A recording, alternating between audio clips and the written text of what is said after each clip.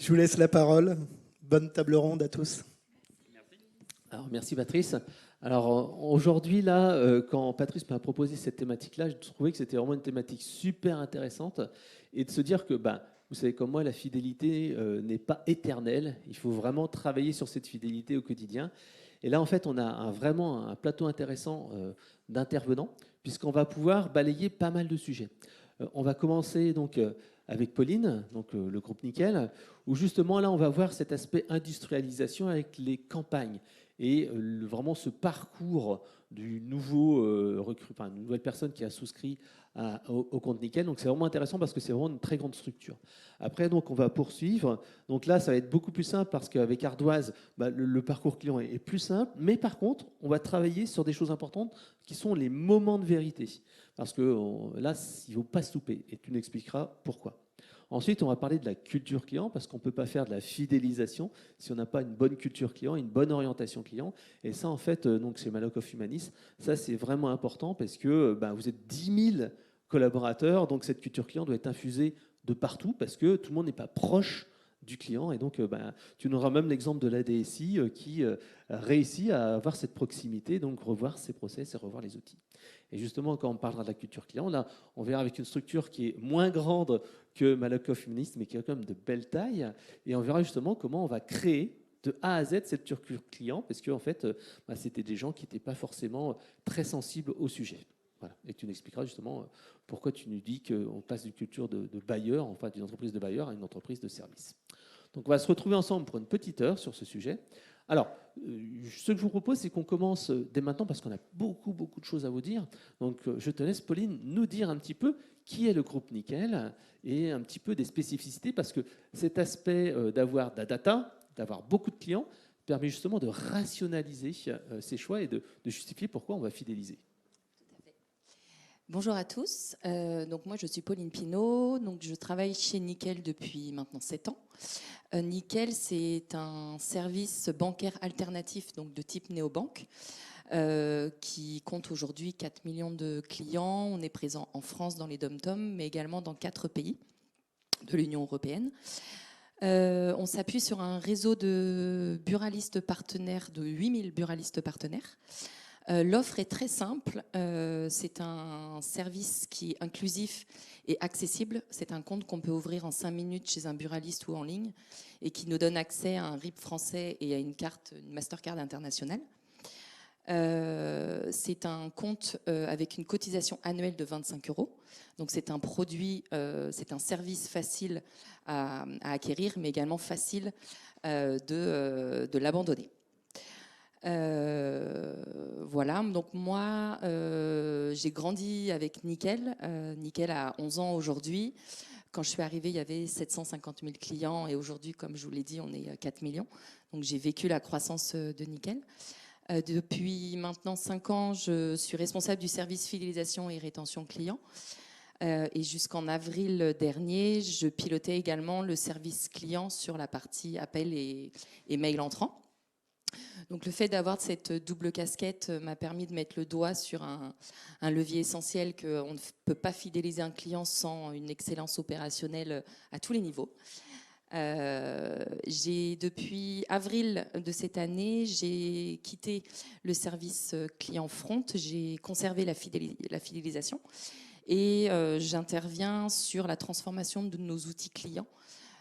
Donc tout ce qui est outils de ticketing, le bot et la téléphonie pour moderniser ces outils-là, fluidifier l'expérience client et l'expérience utilisateur en y intégrant également des fonctionnalités d'intelligence artificielle. Ouais, et c'est vrai qu'on en verra quelques exemples à la fin de la présentation. Alors justement, ce que je trouve intéressant chez Nickel, c'est cet aspect volume et data, parce que vous avez un service data. Et justement, cette data vous permet de savoir, bon, c'est bien sûr assez intuitif, que la première année est la plus importante, et c'est là en fait que vous faites des gros efforts. Exactement. À la création du service il y a 5 ans, on avait un gros défi à relever qui est le taux de churn à l'issue de la première année qui était de 45%.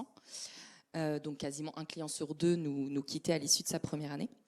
Donc il y avait des efforts à mener sur cette première année. On s'est appuyé, donc on s'appuie encore aujourd'hui, on travaille main dans la main avec nos data analystes, on s'est appuyé sur plus de 5 ans de recul sur le comportement de nos clients, sur la data, pour vraiment créer des campagnes très ciblées et qui interviennent sur toute la première année du client, qui d'ailleurs est illustrée sur une des... Juste après, voilà. Donc là, vous avez toute la première année du client. Donc nous, on intervient vraiment au 20e jour post-souscription.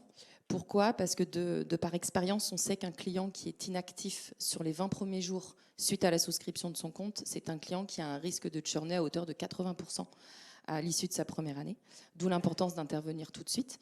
Donc on a monté une campagne très ciblée avec un ciblage de clients inactifs sur ces 20 premiers jours. Quand on parle d'inactivité, c'est un client qui n'a jamais fait aucune opération, qui n'a pas activé son espace client, etc. Donc c'est un appel un peu VIP de cocooning où on accompagne le client à prendre en main son compte, où on traite différentes questions irritantes si nécessaire, qui est fortement apprécié. Prend le relais ensuite sur la grande majorité de son année de M3 à M12, le désengagement client. Donc on est sur un ciblage un peu différent, où là c'est une perte de vitesse. Donc un client on constate de par la data qu'il est moins actif sur son compte selon plusieurs critères.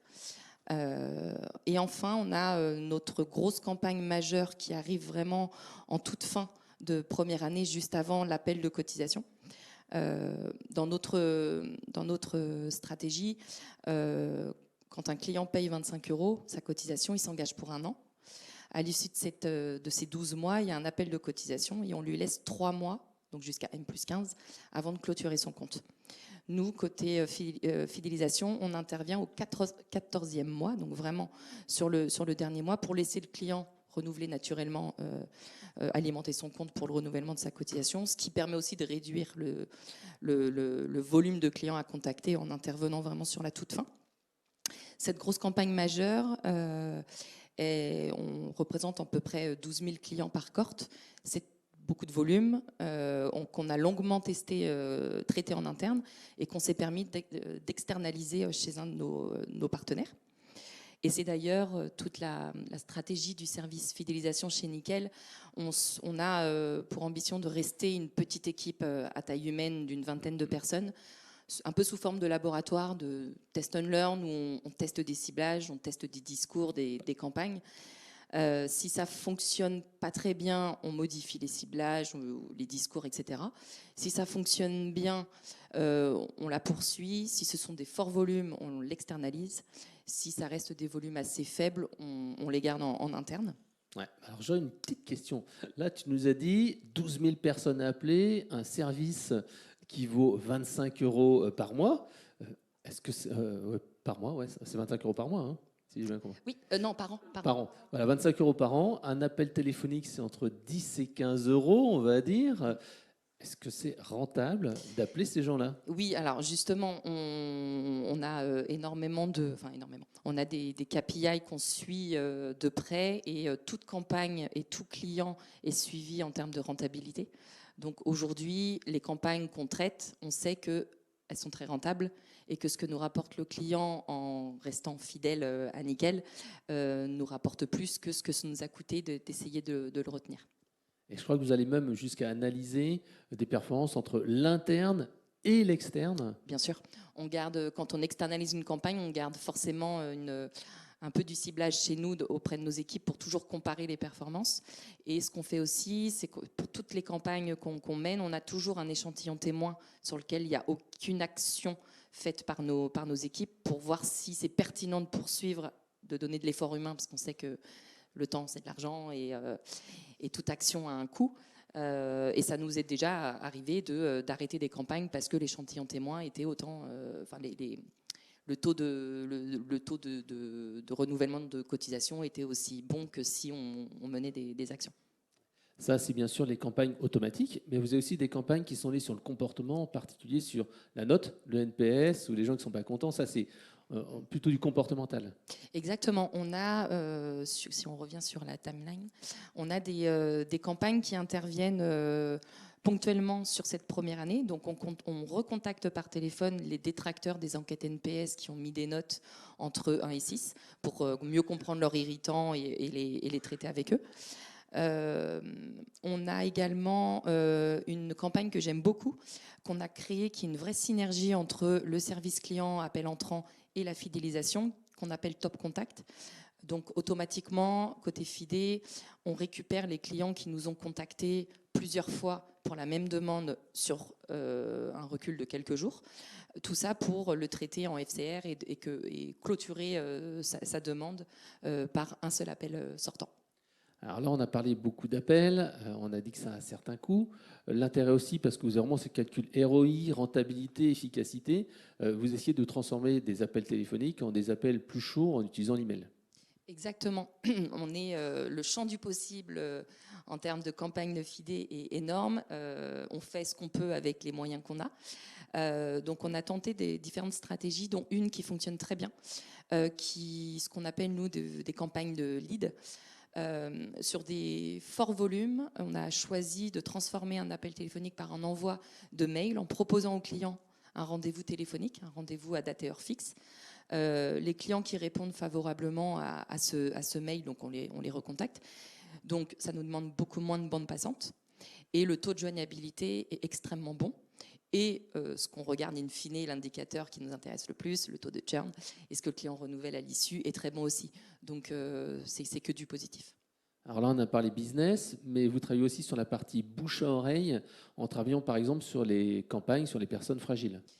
Oui, alors les clients de fragilité avancée, il faut le savoir, c'est une obligation réglementaire pour tout établissement financier de mener des actions auprès de clients fragiles. Nous, on a fait le choix d'aller jusqu'à pousser en réalisant des entretiens téléphoniques pour les aider à mieux gérer leur budget, à répondre à leurs questions. Par contre, ce sont des entretiens qui peuvent durer 1 heure, voire plus. Et donc, c'est très apprécié. Et effectivement, ça engendre du bouche à oreille et ça a un effet positif sur tout ce qui est acquisition et fidélité du client. C'est comme cette fameuse campagne où tu appelles en fait les clients top contact, où en fait les gens sont étonnés que pour un service à 25 € par an, il y a quelqu'un qui les appelle, quoi. Exactement. Et on le constate à travers beaucoup de commentaires sur nos plateformes Trustpilot, etc., où les clients postent des messages en citant même le nom de la collaboratrice FIDé avec des éloges, voilà, ils apprécient énormément cette démarche. Alors, s'il y a un autre point que tu mets en place, c'est toujours cet aspect data, gros volume. Et ce que j'ai bien aimé dans notre échange, c'est la partie scoring. Alors, le scoring, c'est un scoring qui est sur pas mal de critères. Tu peux nous en dire un peu plus ? Oui, alors on a mis en place un outil d'aide au discours pour nos collaborateurs. Sur chaque fiche client, nous avons un score client qui est calculé selon de multiples critères et qui détecte un risque de churn potentiel. Ce qui permet aux collaborateurs, en appel entrant, d'être proactifs aussi, en sachant tout de suite que ce client, au vu des nombreux critères qui sont transparents pour lui, et un risque comme par élevé exemple, de churn. j'ai mon salaire qui est viré par là, j'ai des activités Voilà, régulières, donc je vais être très vert, quoi. Voilà, exactement. Si ton salaire est domicilié sur ton compte, si tu utilises beaucoup ta carte, si tu te connectes régulièrement sur ton espace client, tu es dans le vert. En revanche, si tu as une décroissance d'utilisation de ton compte, tu domicilies plus ton salaire, etc., tu peux être scoré comme un risque de churn.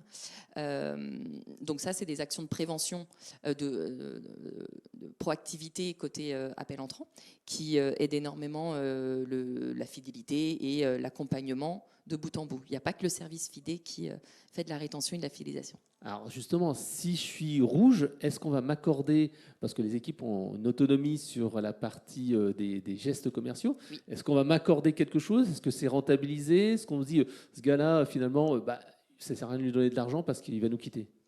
Oui, on a effectivement une politique de GestCo. Donc, on a donné de l'autonomie à nos collaborateurs service fidélisation où ils ont une enveloppe de GestCo par mois qui leur sont attribuées. Bien entendu, ils ont un cadre, donc ils ont des critères d'éligibilité pour distribuer ces GestCo.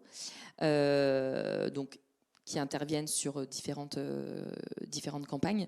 Et ces GestCo, la rentabilité client est suivie également pour savoir si derrière cette politique est rentable ou non. Donc on révise assez régulièrement notre stratégie de GestCo en fonction de ce KPI qu'on suit. Alors sur l'IA également, vous travaillez sur plusieurs niveaux, comme par exemple les formulaires de qualif ou l'utilisation des insights pour développer de nouveaux produits, services, etc. Exactement. Moi, ce qui me chagrinait beaucoup, c'est qu'on a énormément d'informations de verbatim client au travers de tous les appels qu'on peut effectuer. C'est une mine d'or, mais qui n'était pas exploitée. Donc, on a structuré les choses en mettant en place de la qualification sur notre outil de ticketing, ce qui nous permet de récupérer tous les verbatim clients qui sont alimentés dans un moteur d'IA et qui sont ensuite utilisés par tous les services support Nickel pour optimiser les produits, le parcours client, traiter les irritants, etc. Et ça, c'est vraiment... la voix du client arrive à être distillée partout partout dans les services et exploitée. Et c'est vraiment chouette. Et c'est comme ça que vous avez créé un produit d'épargne, c'est ça? Oui, comme exemple, cas d'usage, les clients, dans leurs irritants, à travers nos appels, exprimaient le fait qu'on manquait de service, parce qu'effectivement, on avait le choix de rester sur un compte, une carte, un RIB. Mais au travers de tous ces irritants clients et les risques potentiels de churn sur ces sujets, on a relevé via ces verbatim qu'il y avait un manque de service et notamment un compte épargne. Donc on a choisi de sortir, enfin de s'affilier à un partenaire pour mettre en place ce service-là. Donc c'est un exemple qui illustre l'utilisation des verbatim récoltés. Alors il y avait un autre point, mais qu'on verra justement avec toi juste après, c'est la base de connaissances, puisqu'en fait on voit bien que c'est quelque chose qui est clé, qui revient régulièrement. Donc justement, si on passe maintenant, hop, voilà, à Ardoise, est-ce que tu pourrais nous dire ce qu'est Ardoise pour ceux qui ne le connaissent pas? S'ils ont des personnes dans leur famille qui sont un peu âgées, ils doivent connaître. Parce que là, vous aussi, vous avez fait un travail sur le parcours client, mais pas que. Donc on va reparler du parcours client, mais plutôt à la dimension d'une entreprise un peu classique, avec moins de clients, moins de millions de clients. Et pourtant, vous avez travaillé sur les moments de vérité et justement cet aspect répondre. Et on rebondira sur cette partie base de connaissances. Alors je te laisse présenter Ardoise. Absolument. Merci Frédéric, merci Pauline. Fort intéressant. Piquer quelques petites choses dont on reparlera après. Donc Ardoise, alors vous voyez Ardoise, c'est une tablette telle que vous pouvez la voir à l'image. C'est une tablette simplifiée. On entre dans le monde de l'inclusion numérique. C'est une tablette qui a été créée il y a à peu près une dizaine d'années et qui répondait à ce moment-là et qui répond toujours à la volonté d'inclure dans le numérique des personnes qui n'en sont pas forcément proches, et particulièrement les personnes seniors, qui ont parfois, alors c'était les seniors de l'époque d'il y a 10 ans, qui sont différents en tout cas des seniors d'aujourd'hui, mais pour vous situer un petit peu, des personnes qui, le profil de nos clients, ce sont des personnes majoritairement qui vivent en milieu rural, qui connaissent un petit peu le numérique grâce à leurs proches ou pas, et qui veulent rester dans le coup, qui veulent avoir accès à Internet et qui ont donc besoin d'une tablette facile d'utilisation avec une interface simplifiée. Et c'est donc à ce moment-là que Ardoise est entré dans ce marché-là. Rappelons que Ardoise, c'est le nom commercial et il est commercialisé par notre société qui s'appelle Tikizi, et qui est une filiale du groupe La Poste, très intéressant pour ce qui va suivre, et particulièrement de la division santé et autonomie. Voilà. Alors justement, vous avez un parcours client aussi qui est un petit peu plus simple que celui qu'on a vu précédemment, puisque justement le produit est plus simple à vendre. Comme tu l'as dit, vous utilisez aussi la force commerciale de La Poste. C'est exactement ça. C'est-à-dire que Ardoise aujourd'hui est accessible en vente en ligne classiquement, vente à distance classiquement, et surtout grâce aux bureaux de poste auprès desquels les potentiels acheteurs d'Ardoise peuvent se rendre pour avoir une démonstration. Ça dépend des bureaux de poste. Tous les bureaux de poste de France et de Navarre ne sont pas forcément équipés, mais en tout cas, en tant que filiale de La Poste, le bureau de poste peut prendre une souscription et une commande Ardoise. Ce qui, pour un client, comme je disais tout à l'heure, habitant en zone rurale, fait un point d'ancrage important. Le facteur, bon, vous connaissez tous l'évolution du volume de courrier et toute la stratégie de diversification du groupe La Poste pour occuper tous ces facteurs. Eh bien, le facteur dans l'univers Ardoise joue également un rôle important, puisque ça peut être pour nous l'apporteur d'affaires, comme ça va être le premier contact physique de la personne cliente une fois qu'elle reçoit sa tablette, pour poser des questions si parfois elle est perdue, voire possibilité également pour le facteur d'assurer la mise en main de la tablette. Donc pour le client, c'est extrêmement rassurant lorsque le conseil lui est apporté par le facteur.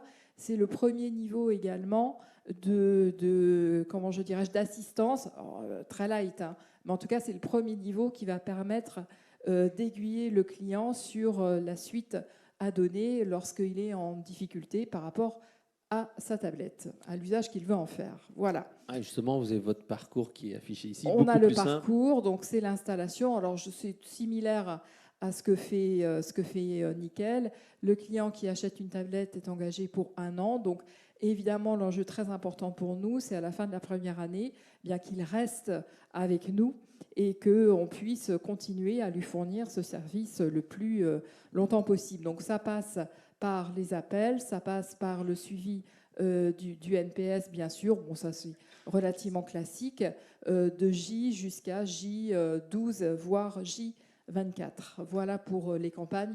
Je n'ai pas beaucoup insisté parce que tu en as déjà beaucoup et on est sur des parcours relativement similaires. Alors, moi, je voulais insister sur l'importance du moment de vérité dans un parcours client, parce que là, on a vu que c'est un parcours client qui se passe plutôt bien. Tout à fait. Bon, par contre, il y a certaines fois où Absolument. un senior peut avoir un problème. Alors, Voilà. de facture, c'est plus simple, mais qu'il y a un problème technique. Toi, tu m'as dit, c'est super important de résoudre son problème, d'être là et d'être efficace, parce qu'autrement, la personne, elle va laisser tomber son ardoise et c'est fini et on perd le client. C'est exactement ça. C'est-à-dire qu'une personne, alors la moyenne d'âge de nos clients, c'est entre 75 et on va dire 75-80 ans. Donc, alors, je tiens à dire quand même que ces personnes-là ont vraiment envie et ont un usage vraiment quotidien de leur tablette. Ce qui fait que lorsque, pour X raisons, l'interface se bloque ou elles perdent, il y a quelque chose qui leur manque en termes d'information ou une panne, eh bien, on doit être en mesure et en capacité de pouvoir leur répondre et bien leur répondre et rapidement. Donc, ça implique que nous ayons une population de conseillers qui vont être en capacité de s'adapter à cette cible-là, à ces clients-là. Donc, ça demande forcément un profil bien adapté, c'est-à-dire que je vais parler de qualité d'empathie, d'écoute, de patience, parce que vous avez des gens qui font répéter plusieurs fois. Donc, c'est forcément extrêmement important d'avoir des conseillers en service client qui soient en capacité de pouvoir répondre avec des mots simples et des process simples également pour rendre le service d'assistance. Ouais. Très important. C'est un focus sur le FCR, First Call Resolution, First Contact Resolution. Absolument. Et avec une DMT de 10 minutes, c'est ça? C'est à peu près ça. On monte parfois jusqu'à 12-13 minutes. Donc il faut à la fois, donc, comme je vous disais, faire preuve des qualités que je citais tout à l'heure, mais aussi ne pas se laisser embarquer, parce que vous savez, une personne âgée, elle a le temps. Donc parfois, on pourrait se laisser facilement embarquer dans des discussions qui tiennent à la météo, à l'occupation du jour ou que sais-je encore. Donc il faut aussi avoir des qualités pour être en capacité d'être quand même un peu directif pour éviter d'avoir des DMT qui vont exploser et derrière un compteur d'appels entrants qui augmente. Et donc forcément un impact sur la qualité de service. Ouais, on a parlé tout à l'heure de la taille du service client, mais c'est important de noter que vous avez fait le choix d'externaliser, mais pour offrir une meilleure qualité de service justement, Tout et à des fait. horaires plus élargis. Voilà, c'est-à-dire que nous avons fait le choix, alors c'est pas nouveau en soi, mais en tout cas nous travaillons avec un CRC externalisé, donc ouvert du lundi au vendredi de 9h à 17h30. Et puis nous avons en niveau 2, ici à Nantes, une petite équipe, hein, c'est 6 personnes, donc vous voyez la taille est relativement réduite, qui gère le niveau 2, c'est-à-dire lorsque les problématiques sont un petit peu plus complexes, on a une capacité technique sur place, puisque le développement de la tablette est assuré ici à Nantes. Donc on est en relation directe avec nos développeurs. Donc ça, c'est vraiment, le service client pour nous, c'est vraiment fondamental dans cette partie assistance. Alors bien sûr, sans, comment dirais-je, nier la partie importante du commercial classique et du suivi client, j'ai besoin de la copie de ma facture et pourquoi mon prélèvement est ceci et cela. Mais c'est un public d'abonnés et pour vraiment garder nos abonnés, on se doit d'avoir un service exemplaire et une assistance exemplaire. On parlait d'adaptation tout à l'heure, mais on est en plein dedans. Et le deuxième point, peut-être, tu voulais dire quelque chose.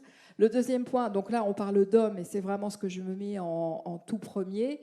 Mais en plus des hommes, il faut des outils. Donc il y a un choix qui a été fait. Alors quand je dis d'outils, alors on parle de process bien sûr, mais le choix a été fait par l'entreprise il y a un an d'investir dans une base de connaissances pour répertorier et vraiment rédiger l'ensemble des process.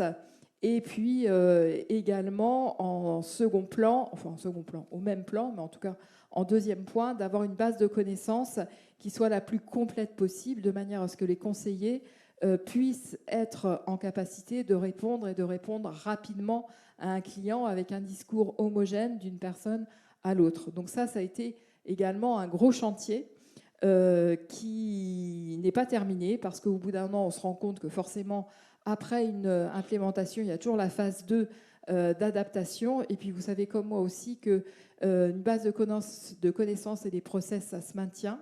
Et la mise à jour est aussi un enjeu extrêmement important pour maintenir un niveau de connaissance à jour auprès de tous. Et ça, je dirais que ce sont les deux principales, comment dirais-je, difficultés. Ce n'est pas une difficulté parce qu'en soi, l'outil est efficace et est là en support.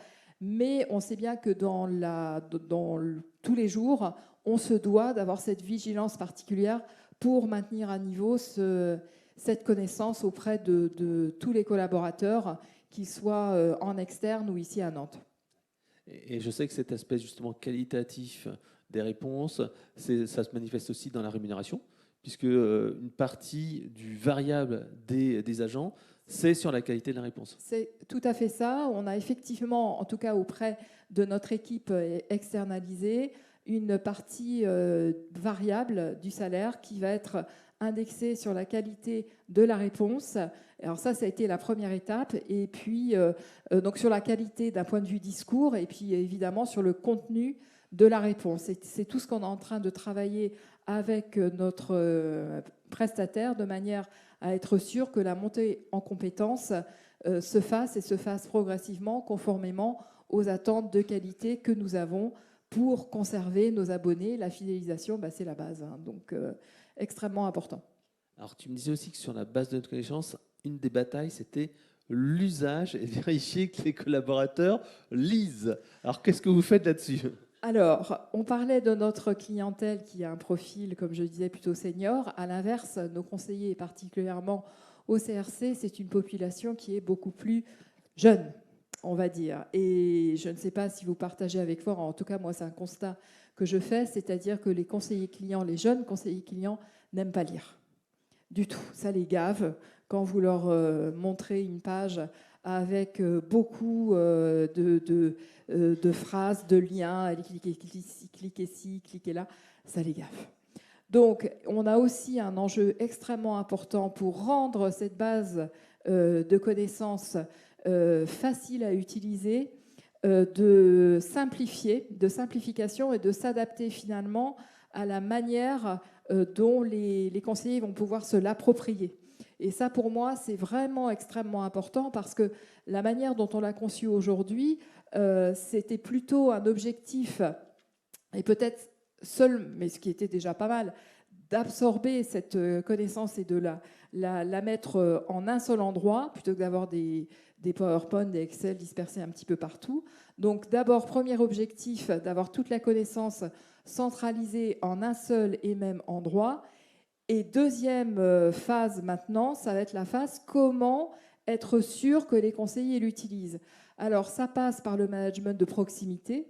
Donc j'ai fourni un profil pour les managers de proximité de manière à ce qu'ils aient la possibilité de consulter les statistiques de lecture, de manière à voir agent par agent qui utilise, qui n'utilise pas.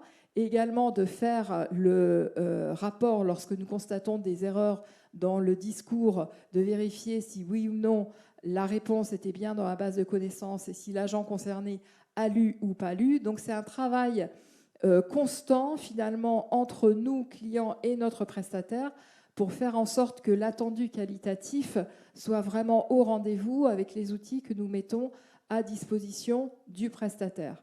Donc ça, c'est vraiment l'enjeu. Comment être sûr que le conseiller ait la motivation d'aller consulter la base de connaissances, parce que c'est facile, parce que les mots-clés que je remplis sont bien là, et quand je tape fidélisation, eh bien, je vais retrouver tout ce qui a trait à la fidélisation, mais de manière simple. Alors, merci pour ce focus sur parcours et outils. Maintenant, on va parler plutôt de la culture client. Alors justement, est-ce que tu peux nous faire un petit rappel pour ceux qui ne connaissent pas, qui est Malakoff Humanis? Alors, Malakoff Humanis, c'est un groupe de 10 000 personnes. On a 4 métiers, c'est la santé, la prévoyance, l'épargne et la retraite complémentaire. Quelques chiffres rapidement. En retraite complémentaire, c'est 6 000 entreprises qui sont chez nous, 7 millions de cotisants, et on verse des retraites à plus de 6 millions de personnes. Et en assurance, c'est 400 000 entreprises et c'est 9 millions de personnes protégées. Donc ça fait quand même des volumes qui sont assez importants. Et sur la partie épargne, on est en train de se développer sur les différents métiers. Pour nous, en fait, la partie culture client et la partie satisfaction client, c'est vraiment quelque chose qui était central pour nous. Parce que du coup, comme je vous l'ai dit, on a beaucoup d'entreprises. Et en fait, on a des entreprises, mais on a aussi des salariés derrière. Et en fait, on a une relation tripartite parce que notre client, c'est l'entreprise, mais le bénéficiaire, in fine, ça reste le salarié. Et on parlait de fidélisation. Si donc nous, la base, c'est de pouvoir fidéliser nos clients, donc de satisfaire nos clients directs qui sont les entreprises. Mais si derrière le DRH, il a tous les 4 matins le salarié qui vient toquer à sa porte ou qui vient aller se plaindre auprès des instances représentatives du personnel en disant j'ai des soucis avec ma mutuelle, avec la prévoyance, forcément ça va jouer. Donc en fait, la satisfaction, elle est à différents niveaux. Elle est au niveau du client direct, mais elle est également au niveau des bénéficiaires. Et pour nous, ça c'est vraiment quelque chose qui est important. Et c'est pour ça aussi que du coup, nous, la satisfaction client, on l'a mis au cœur. Alors, ce n'est pas juste pour se faire plaisir, pour dire on est content, nos clients sont satisfaits. C'est vraiment nous, ça fait partie de nos critères et ça fait partie vraiment des critères phares de l'entreprise et des KPI phares de l'entreprise. Ouais, justement, vous avez 7 KPI clés dans l'entreprise. Donc, il y a le CSAT, qu'on connaît tous, mais peu de personnes connaissent le NES. Alors, est-ce que tu peux me dire ce que c'est le NES? Alors, le NES, il y en a beaucoup qui connaissent le CES, donc c'est l'effort client. Eh bien, nous, en fait, on a voulu faire l'inverse. On a voulu faire le NES, donc c'est le Net Easy Score. En fait, c'est la même chose que le CES, mais à l'envers. Et nous, en fait, on préfère poser la question au client de se dire est-ce que c'est simple pour vous de travailler avec Malakoff Humanis, plutôt que de se dire est-ce que c'est compliqué pour vous de travailler avec Malakoff Humanis. En fait, on change le prisme. Et même en termes de mindset au niveau des clients, on préfère associer Malakoff Humanis et simplicité que Malakoff Humanis et complexité. Donc en fait, c'est vraiment quelque chose pour nous qui est vraiment important. Et donc du coup, en fait, dans nos KPI phares, dans ces 7 KPI, on a des indicateurs financiers. On reste un assureur, mais malgré tout, la satisfaction client, c'est central et la simplicité, du coup, pour nous, c'est vraiment central. Ça nous permet justement de pouvoir justement mesurer tout l'effort client et en plus, on le voit bien, les générations changent, les clients et les salariés sont de plus en plus jeunes et les jeunes ont un besoin de simplicité, de fluidité dans tous les parcours et donc pour nous, ça fait vraiment partie des indicateurs qui sont primordiaux. Alors, quand est-ce qu'on s'arrête? Parce que si on fait des trucs simples, à un moment donné, il n'y a plus rien à faire, quoi. Ou alors, on cherche encore à simplifier la simplicité? Alors, comme à chaque fois, de toute façon, on peut atteindre certains plafonds de verre. Et c'est à chaque fois, comme les taux de décroché dans les plateaux de relations clients, dès lors qu'on est à 90, chaque point supérieur commence à coûter plus cher. Sur les scores de satisfaction, c'est pareil. On souhaite atteindre des objectifs, donc un certain niveau. Et après, c'est de se dire, en fait, nous, on fonctionne beaucoup par parcours. Donc, c'est de se dire, en fait, on va aller valider un parcours, on va aller travailler un parcours client, on va le rendre plus simple, avec des bons taux de satisfaction au niveau des clients. Et une fois que ce parcours-là, il est bon, on va continuer à le monitorer, à le surveiller. Mais en fait, on va passer sur d'autres parcours. Donc, l'objectif, c'est de passer parcours par parcours afin de pouvoir, en fait, rendre quelque chose qui est simple sur tous les parcours. Je vous prends un exemple. je vous ai dit qu'on a un métier qui est la prévoyance. Dans la prévoyance, on a des cas qui sont de l'invalidité, du décès. Quand vous avez des bénéficiaires qui vous appellent en disant « j'ai un proche qui est décédé », si on va lui rajouter de la complexité administrative, bah, c'est compliqué. Quand une personne elle est invalide, quand elle est atteinte d'un cancer, autant vous dire que tout le sujet de l'administratif devient quelque chose qui est lourd. Donc nous, notre objectif, c'est de se dire, OK, on sait que ça peut être compliqué pour vous, c'est des moments de vie qui sont compliqués. Comment est-ce qu'on ne va pas rajouter une couche de complexité dans la vie de nos clients? Et donc c'est pour ça que cette simplicité, cette clarté qui rentre également dans cette simplicité, elle est vraiment centrale chez nous. Ouais, c'est vrai qu'en préparant notre échange, on parlait d'un petit peu de métaphore avec la cuisine aussi. C'est que dans le domaine de l'assurance mutuelle, etc., les produits sont relativement proches. Il faut se distinguer avec cette simplicité qui est super important, mais il faut également essayer de trouver un petit peu ce plat signature comme chez un grand chef cuisinier avec la chose qui fait un peu la différence. Et vous travaillez également sur des effets waouh. Alors, est-ce que tu peux nous donner un exemple de comment on peut créer justement un effet waouh chez vos clients? Alors c'est vrai, comme tu le disais, les produits d'assurance, ça reste quand même quelque chose, on est très normé hein, dans le monde de l'assurance, comme dans le monde de la banque et tout ça. On a des régulateurs, et après c'est de se dire comment est-ce que du coup on arrive aussi à se démarquer.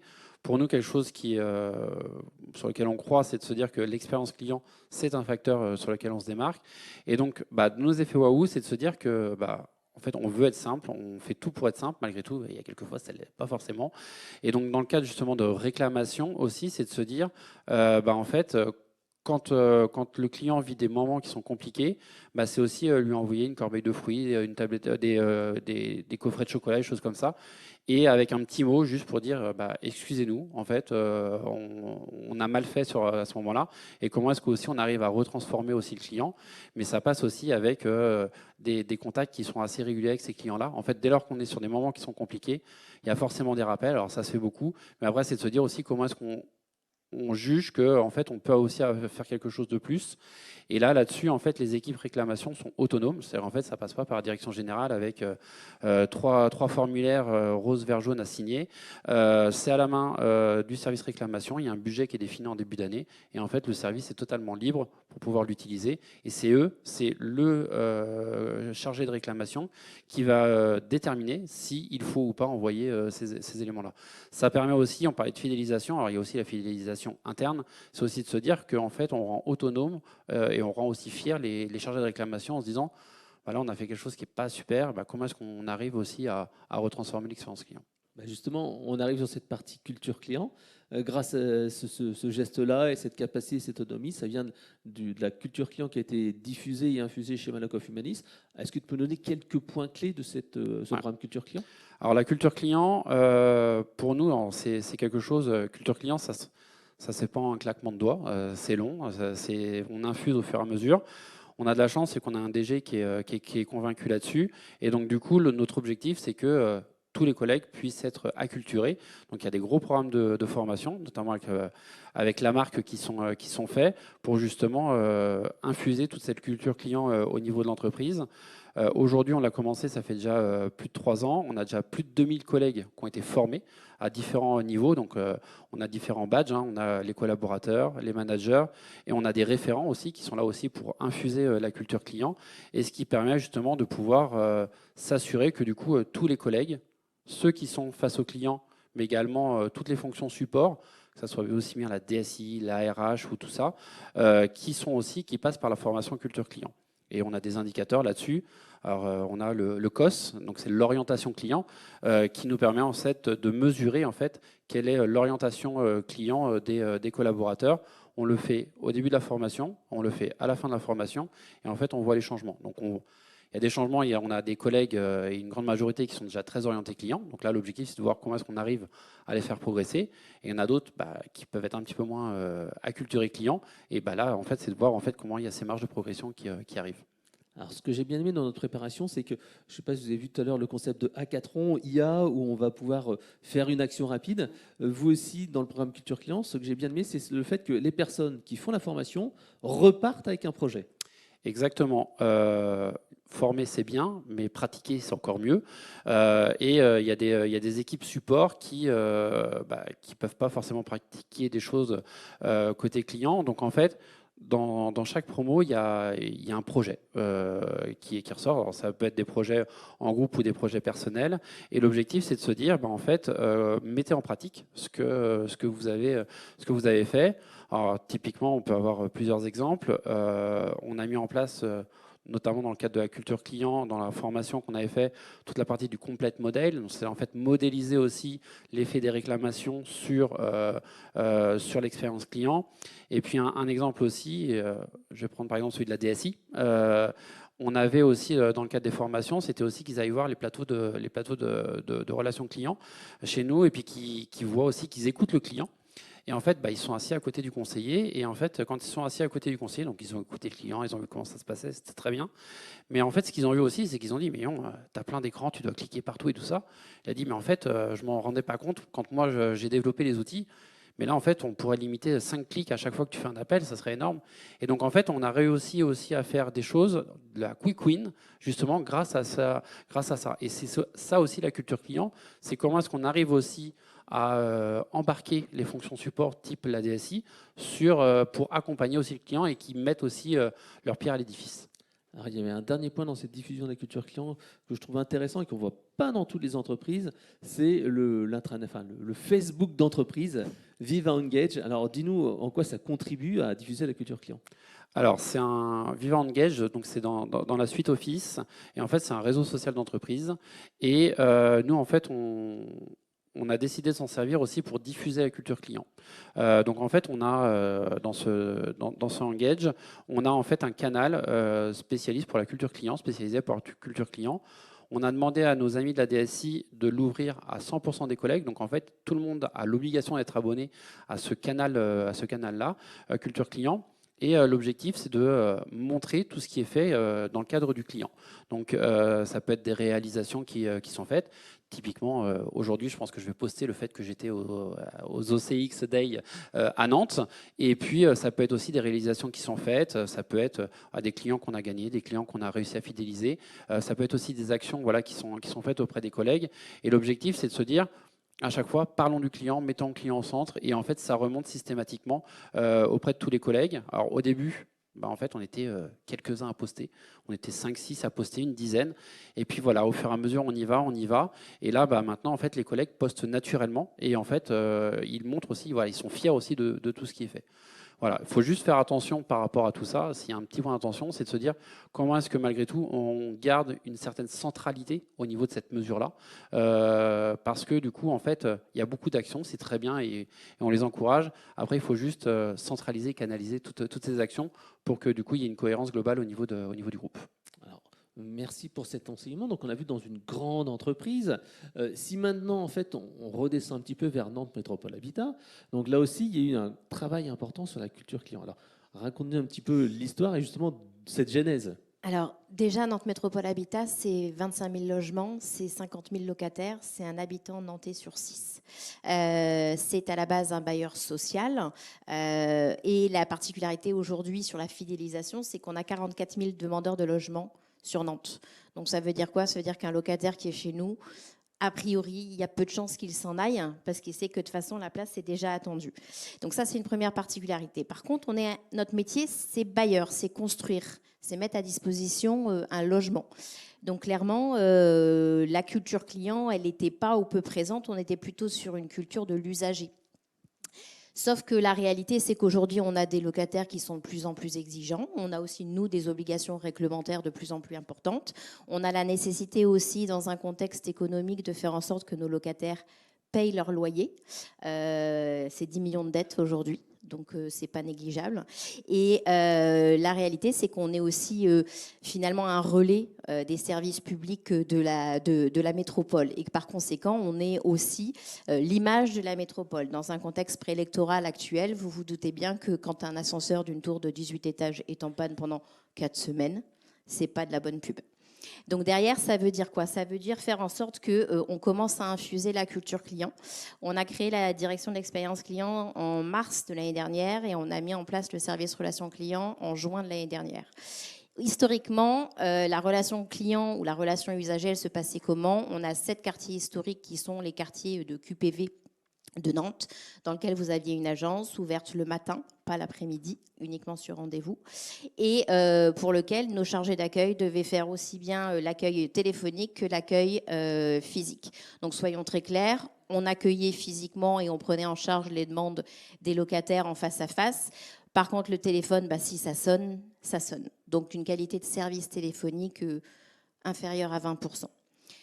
Donc, ce qui a été décidé et ce qu'on a mis en place l'année dernière, ça a été de mettre en place donc, un service relation client avec un numéro unique pour faire en sorte qu'il n'y ait plus d'appels qui arrivent dans les agences, que nos collaborateurs en agence puissent se concentrer sur la relation physique en face à face et que le service relation client téléphonique puisse prendre les appels.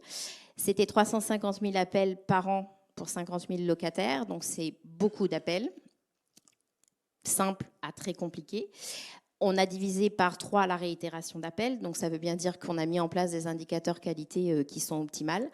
On a aujourd'hui la particularité en tant que bailleur social, c'est que le service relation client peut émettre des bons de travaux vers les prestataires pour traiter les demandes, on va dire, techniques de premier niveau, un refoulement dans un logement, un volet bloqué fermé dans un salon, etc. Le but étant, on parle beaucoup de first call resolution, mais c'est de faire en sorte que les demandes simples, on puisse les traiter en immédiateté et qu'on ne s'appuie pas sur les experts techniques.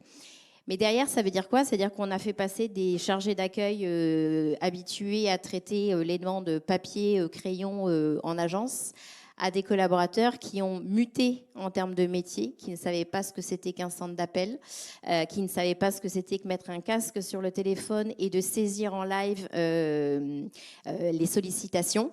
On parlait uniquement de réclamation. Et alors moi, c'est quelque chose sur lequel je travaille au quotidien. Mais alors, quand on est conseiller clientèle au téléphone et que toute la journée, on vous dit tu traites des réclamations, la fin de la journée, c'est pesant parce qu'on est plutôt sur le côté négatif. Sauf que la réalité, sur les 125 000 appels qu'on a aujourd'hui, on a des locataires qui appellent pour payer leur loyer parce qu'ils ne veulent pas mettre de prélèvement automatique. C'est des clients nickel très souvent. On a des problématiques de mésentente, de voisinage, etc. Ce n'est pas de la réclamation, c'est des demandes dans le cadre de la vie du bail du locataire. Donc déjà, on a essayé aussi en interne de changer certains mots au titre de la culture client, parce que la culture client, ce n'est pas que du négatif, ce n'est pas que des méchantes personnes qui nous appellent et qui nous embêtent. Non, la culture client, c'est comment faire en sorte que son parcours de locataire se passe de la meilleure façon. Pourquoi? Pour maintenir une relation de confiance, une relation d'écoute, de proximité et qui soit satisfait. La culture client, c'est aussi comprendre son client. Et donc, vous avez fait un travail là-dessus. Alors oui, c'est comprendre son client. Particularité, vous vous doutez bien, bailleur social, on a un public particulièrement fragile, précaire, culture étrangère, parfois barrière de la langue. Barrière technique, j'ai mon plafond qui va s'écrouler, c'est juste le plafonnier qui est un peu dévissé. Donc il faut aussi comprendre, on va dire, l'échelle de l'émotion ou de la granularité de la difficulté. Donc on a formé déjà les membres du COMEX à la culture client parce que clairement, ceux qui sont au service exploitation, quand on leur dit l'ascenseur il est en panne depuis 4 semaines, oui, c'est OK, 4 semaines c'est pas si long. La famille qui a 2 enfants en bas âge avec une double poussette et dont le papa est handicapé, il monte comment au 18e étage? Oh il habite dans un logement à 200 € par mois, il va pas m'embêter. C'est le type de réponse que je pouvais avoir. Autant vous dire que moi, ça mérite. Donc derrière, c'est comment on fait prendre conscience. Donc c'est la culture de la trace, c'est former le COMEX à cette culture client et c'est former les collègues qui sont en proximité avec les locataires à la diversité pour faire en sorte que la partie, les biais, on en parlait tout à l'heure sur la partie IA, tous les biais culturels qu'on peut avoir.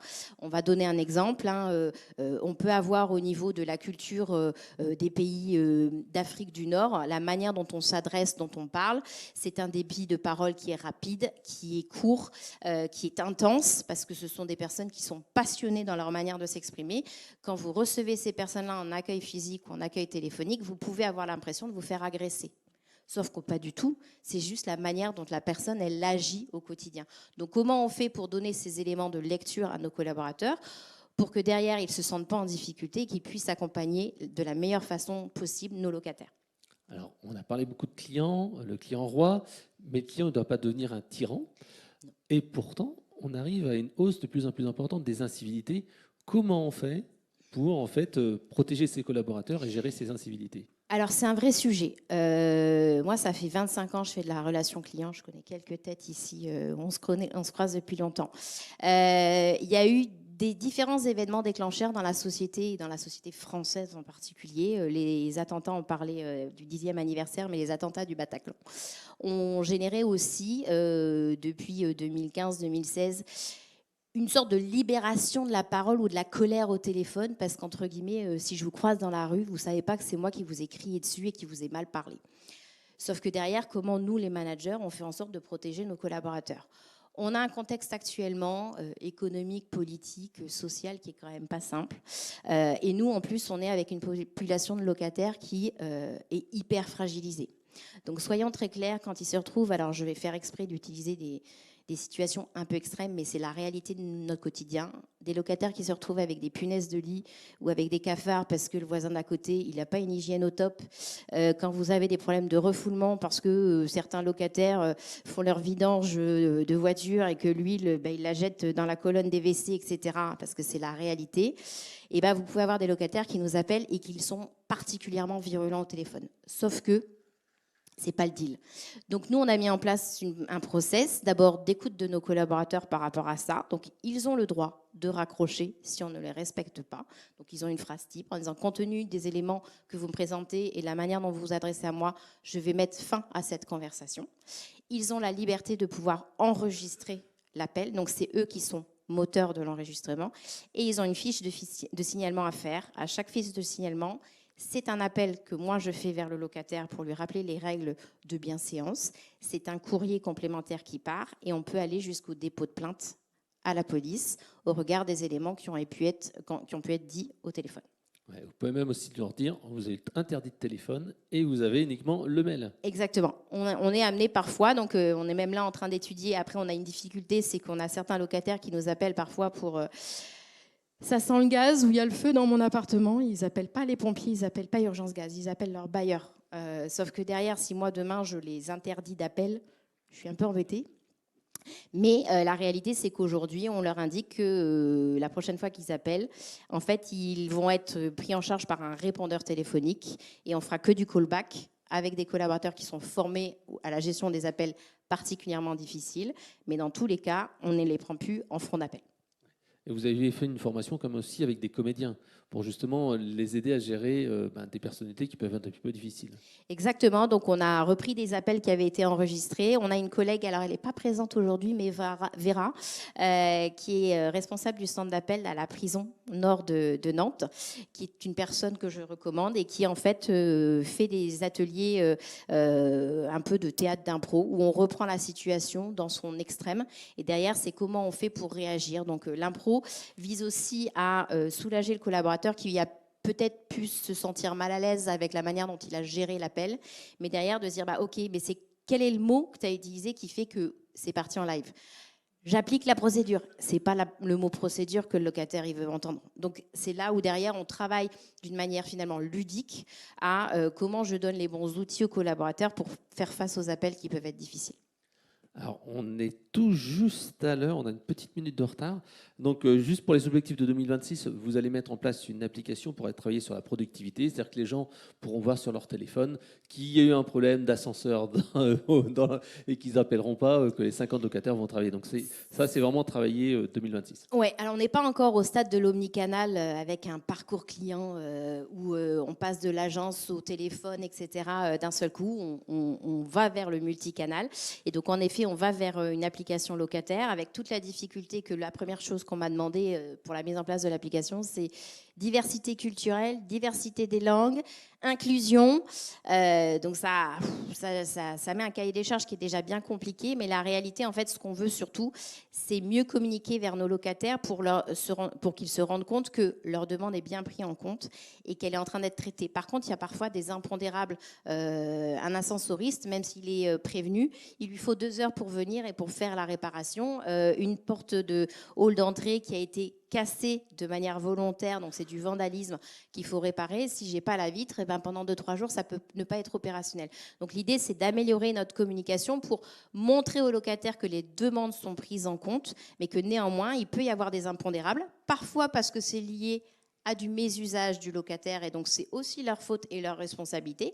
Donc c'est aussi une manière de remettre un peu l'église au milieu du village dans la relation client qui est en place, mais c'est aussi pour limiter les passages en agence ou les appels au SRC. Quand vous avez, tout à l'heure je donnais l'exemple d'une tour de 18 étages, vous avez 380 locataires, quand il y a l'ascenseur qui tombe en panne, c'est 380 appels au SRC et c'est autant de visites en agence. Ce n'est pas générable au quotidien. Alors, c'était le mot de la fin, donc on va pouvoir passer à la session de questions-réponses. On a à peu près respecté le timing. Alors, prenez un micro, je vous en prie. Levez la main. Ah, je vois qu'il y a une première question tout au fond.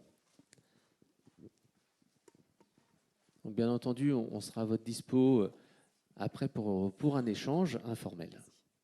Bonjour, je voulais savoir, j'imagine qu'en fonction, vous avez des domaines très différents, mais pour vous, quel est un bon taux de satisfaction client? Et quand est-ce que du coup vous vous dites, bon bah là en fait le taux de satisfaction client il est bon, comment est-ce que vous faites pour remotiver du coup vos équipes qui estiment qu'elles sont hyper compétentes et qu'il n'y a plus rien à changer, qu'elles sont excellentes, etc. Voilà. Alors si je prends le cas du bailleur social, je ne vous donnerai pas notre NPS, mais il ne sera jamais bon, on va se le dire. Donc forcément, derrière, nous, on a eu notre enquête triennale qui est une enquête réglementaire en plus. Malgré cette nouvelle organisation, notre chiffre est encore moins bon que l'année d'avant. Donc ça fait un peu mal. Mais il faut relativiser, c'est-à-dire qu'il faut regarder les indicateurs qui donnent du sens aux équipes, qualité de service au SRC, le nombre de sollicitations enregistrées, le nombre de sollicitations qui sont clôturées. Donc c'est-à-dire que derrière, on a apporté une réponse à la personne et le problème n'existe plus. Donc je pense que, alors moi, ça c'est mon point de vue, mais en fonction des métiers, de la typologie de notre métier, c'est important de mettre en place des indicateurs qui vont donner du sens aux équipes, aux collaborateurs, pas que pour le conseil d'administration, etc., mais qui va donner du sens aux équipes pour les motiver et pour faire en sorte qu'au quotidien, ils se sentent utiles dans la tâche qu'ils réalisent. Après, vous pouvez aussi faire des comparatifs. Nous, on le voit, on a plein de clients dans le domaine d'assurance mutuelle, et à chaque fois, tout le monde nous dit, le NPS, les gens sont très contents, ils disent, j'ai une espèce de 40, 45, et on voit que les meilleurs sont dans cette zone-là. Où je laisse peut-être... Oui, et puis après, ce qu'il faut voir aussi, c'est que en fait, on a des populations qui sont très différentes. La satisfaction client d'un professionnel et d'un particulier ne sont pas la même. D'un jeune à une personne âgée. On parlait des personnes âgées tout à l'heure. Elles ont le temps dans nos enquêtes, elles sont contentes quand on les appelle. Ils sont hyper fidèles. Un jeune, il est beaucoup moins fidèle. À part à sa marque de téléphone, où il y a une très grosse fidélité, sur le reste, c'est un peu plus compliqué. Autant vous dire, sur les produits d'assurance, la fidélité, c'est un peu plus compliqué. Donc c'est pour ça que, en fait, la réponse, on ne peut pas donner un chiffre comme ça. Après, c'est juste de se dire, sur certaines populations, on veut viser l'excellence parce qu'en fait, on a besoin ou la volonté de vouloir les garder. Et après, c'est de se dire aussi, c'est comment est-ce qu'on maintient aussi l'envie aussi, c'est de se dire que après, le monde évolue aussi, nos concurrents et tout l'écosystème évolue aussi. Et là où on était excellent, en fait, si on se relâche, demain, on sera plus excellent. Donc, que ça soit sur nos outils digitaux et choses comme ça, on peut avoir la meilleure appli du monde, mais si on ne fait plus rien pendant 2 ans parce qu'on estime qu'on était les meilleurs, 2 ans après, en fait, on peut se retrouver en queue de peloton. Donc, en fait, il faut toujours sans cesse se renouveler. Alors, on avait dit qu'on terminerait à 18h et 17h59. Si vous avez des questions, nos chers intervenants sont à votre disposition le temps qu'il reste encore à l'OCX Day. Merci.